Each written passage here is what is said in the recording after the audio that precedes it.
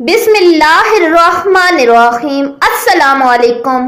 یقیناً تمام تعریفیں اللہ کے لیے ہیں، ہم اس کی تعریف بیان کرتے ہیں، اسی سے مدد کے طلبگار ہیں۔ میں گواہی دیتی ہوں کہ اللہ کے سوا کوئی بھی معبود برحق نہیں۔ ناظرین، اسلام سچا دین ہے۔ اسلام کی حقانیت کا سب سے بڑا ثبوت قرآن مجید ہے۔ اپنے بیگانے سب قرآن مجید کی خوبیوں سے واقف اور اس کے چیلنجوں کے آگے بے بس ہیں۔ دبئی ڈوب گیا، اللہ کا عذاب یا موسمیاتی تبدیلی۔ متحدہ عرب امارات میں ہونے والی بارشوں نے گزشتہ 75 سال کا ریکارڈ توڑ دیا۔ دبئی میں طوفانی بارش نے تباہی مچا دی۔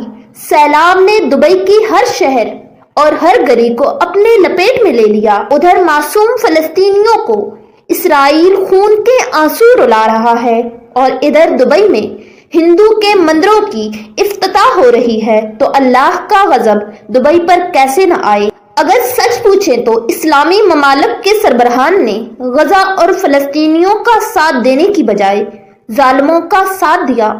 جو کر سکتے تھے وہ بھی نہ کیا، صرف مسلم امہ کو بدنام کیا، دنیا بھر کے مسلمانوں کو مایوس کیا۔ مظلوم فلسطینیوں اور غزہ میں شہید ہونے والے بچوں سے غداری کی اور دہشت گرد اسرائیل اور اس کا ساتھ دینے والی ظالم مغربی ریاستوں کو مضبوط کیا۔ اگر یہی کچھ کرنا تھا تو اس سے بہتر تھا کہ گھر ہی بیٹھے رہتے، دنیا میں ذلت کمائی اور اپنی آخرت کو بھی داؤ پر لگا دیا۔ آج تک تو اپنے مسلمان بھائیوں کو آپ نے کبھی خوش نہیں کیا اور ہندو کی خوشی کی خاطر آپ دبئی میں مندر بنوا رہے ہیں۔ اللہ سبحانہ و تعالی قرآن پاک میں فرماتا ہے، اے ایمان والو، تم یہود و نصارہ کو دوست نہ بناؤ، یہ تو آپس میں ہی ایک دوسرے کے دوست ہیں۔ تم میں سے جو بھی ان میں سے کسی سے دوستی کرے وہ بے شک انہی میں سے ہے۔ ظالموں کو اللہ سبحانہ و تعالی ہرگز راہ راست نہیں دکھاتا۔ مومنوں کو چاہیے کہ ایمان والوں کو چھوڑ کر کافروں کو اپنا دوست نہ بنائیں، اور جو ایسا کرے گا وہ اللہ تعالیٰ کی کسی حمایت میں نہیں۔ اور یہ کہ ان کے شر سے کس طرح بچاؤ مقصود ہو، اللہ تعالیٰ خود تمہیں اپنی ذات سے ڈرا رہا ہے اور اللہ تعالیٰ ہی کی طرف لوٹ جانا ہے۔ اور کبھی خوش نہ ہوں گے آپ سے یہ یہود اور نہ یہ نصارہ جب تک کہ آپ ان کے مذہب کو قبول نہ کر لیں۔ آپ کہہ دیجئے کہ حقیقت میں تو ہدایت کا وہی راستہ ہے جس کو خدا نے بتایا ہے، اور اگر آپ اعتبار کرنے لگیں ان کے غلط خیالات کا علم آ چکنے کے بعد، تو آپ کو کوئی خدا سے بچانے والا نہ یار نکلے اور نہ ہی مددگار۔ کتنے افسوس کی بات ہے کہ ہم مسلمان کتنی تیزی سے جہالت کی جانب گامزن ہوتے جا رہے ہیں۔ حضرت ابراہیم علیہ السلام مندروں کو توڑتے تھے اور ہم مسلمان مندر بنوانے میں مصروف ہیں۔ فلسطینی مسلمان ہزاروں میں شہید کر دیے اور ان کی زبان کو تالا لگا ہوا ہے۔ ہندوستان میں ہندو مسجدیں نہیں بنانے دے رہے، بابری مسجد کی جگہ مندر بن رہا ہے۔ نام نہاد مسلمان ایسے ہی ہوتے ہیں، خدا کا عذاب بڑا دردناک ہوتا ہے۔ دبئی میں ایک بڑے مندر کا افتتاح کیا گیا تھا، ٹھیک 2 دن بعد اللہ پاک نے اپنے کرشمے دکھائے۔ طوفانی بارش سے پانی نے اپنے لپیٹ میں لے لیا۔ اللہ غفور الرحیم ہے۔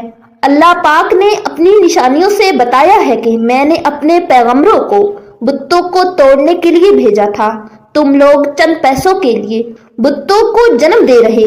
ابھی بھی وقت ہے، سنبھل جاؤ، نہیں تو اللہ کی پکڑ سے نہیں بچا پاؤ گے خود کو۔ دبئی میں بارشیں طوفان کی طرح جو برسیں، یہ ان کے لیے عبرت ہے۔ جس دن مودی کے ساتھ مل کر ابوظہبی میں مندر کا افتتاح ہوا تھا، نیلے آسمان سے اولے برسے تھے۔